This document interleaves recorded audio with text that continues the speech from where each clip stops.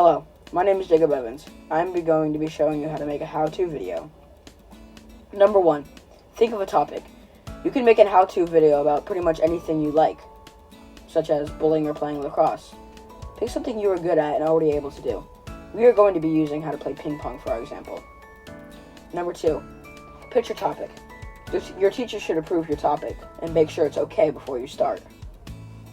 Number 3, write a script.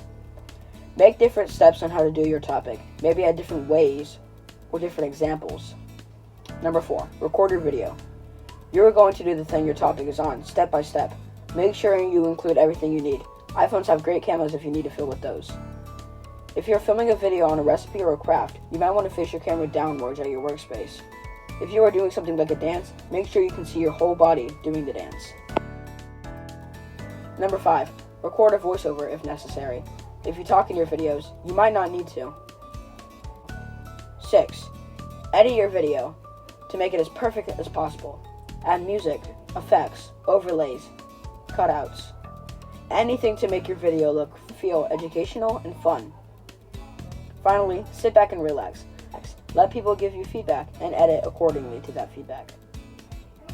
Now that you know how to make a how-to video, go and make your own.